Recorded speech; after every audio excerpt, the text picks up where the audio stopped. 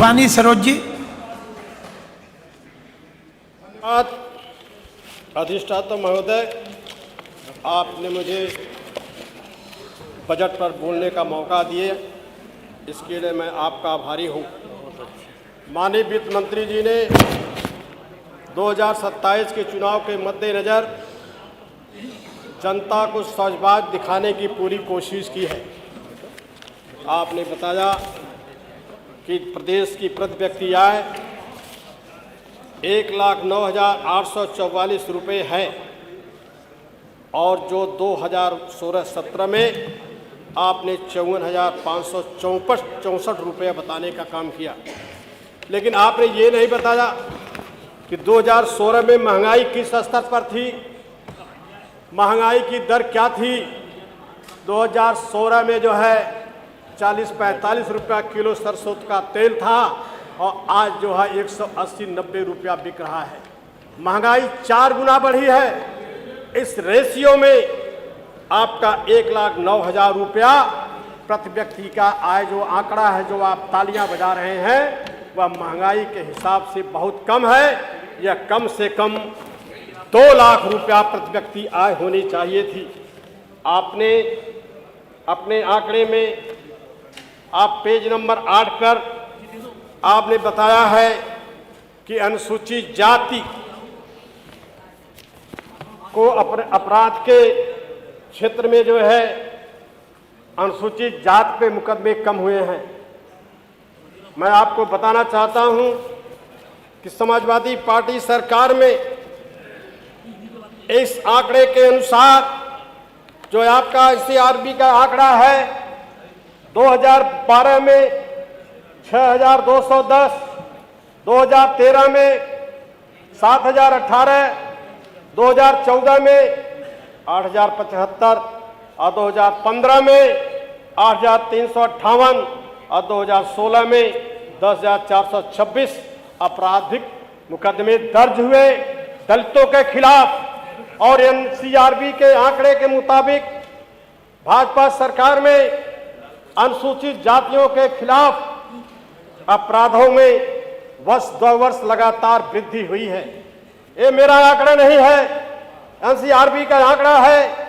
2017 में 11,444, सन 2018 में 11,924 और 19 में 11,829 और 2020 में 12,714, 2021 में 13,146 और 2023 में 15,000 ये अपराध के मुकदमे ये भारतीय जनता पार्टी के शासनकाल में हुए। और आप जीरो टॉलरेंस कहते हैं। पता नहीं क्या जीरो टॉलरेंस आपका है। प्रदेश में लूट, हत्या, डकैती, चोरी बड़े पैमाने पर है और आप उसको जीरो टॉलरेंस का तकमा देते हैं। मैं जानना चाहता हूं, पूरे प्रदेश की जनता चाहती है, what is the definition of zero tolerance? Zero tolerance की क्या परिभाषा होती है?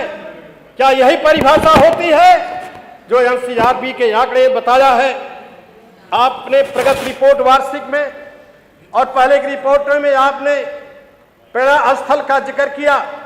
प्रेरणा स्थल पे आपने तमाम लोगों की मूर्तियां लगाई, लेकिन प्रेरणा स्थल प्रेरणा के लिए भी होना चाहिए।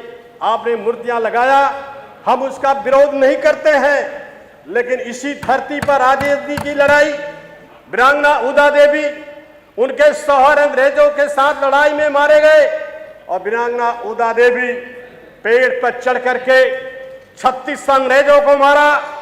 जब अंग्रेज पेड़ पर पहले अंग्रेजों को समझ में नहीं आ कि गोलियां कहां से आ रही हैं। जब पेड़ पर अंधाधुंध गोलियां चलाई गई तब एक गोली वीरांगना उदा देवी को लगी और वो जब नीचे गिरी, उनकी जैकेट फटी, तो अंग्रेज लेफ्टिनेंट ने देखा कमांडेंट ये तो महिला है, तो बहादुर महिला कह करके सैल्यूट करने का काम किया। मैं मांग करता हूं कि प्रेरणा स्थल पे जो है वीरांगना उदा की मूर्ति लगाई जाए जो है। और आपने जो मूर्तियां लगाया है, अगर उनकी असलियत आजादी की लड़ाई से लेकर के खोल दिया जाएगा तो कुर्सी पर से एक बित्ता आप ऊपर उठ जाएंगे।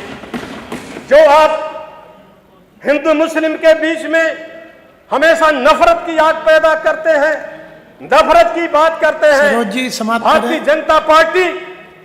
जनता पार्टी के हाईकैन श्यामा मुखर्जी फजलुल हक सरकार में, मुस्लिम लीग के गठबंधन सरकार में जो है मित्र थे जो है, और आप मुसलमानों के खिलाफ झाड़ू गलने काम करते हैं।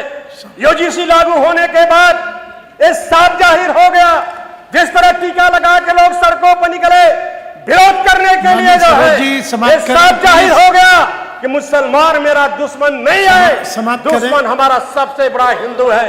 अभी 1 मिनट और दे दीजिए सर, बहुत समय से इंतजार कर रहा था मैं जो है। सभी और सदस्यों के लिए मैं आपसे अनुरोध कर रहा हूं, अभी समाप्त यही भाषण सुन रहा था मानवर, एक सज्जन थे, नाम तो नहीं याद है, लेकिन 25 राउंड रुद्राक्ष से जो है कि वो लपेट रखे थे हाथ में अपने। मैं सोचा बड़ा अच्छा भाषण देंगे। उनका भाषण था कि विगत सरकार, समाजवादी पार्टी सरकार ने सिर्फ अपने परिवार के लिए काम किया। क्या अखिलेश जी ने लोक भवन बनवाया तो उनके परिवार का आदमी बनता है? आगरा लखनऊ एक्सप्रेसवे पे क्या क्या उनका परिवार चलता है? स्टेडियम में क्या क्या उनका परिवार बनता है?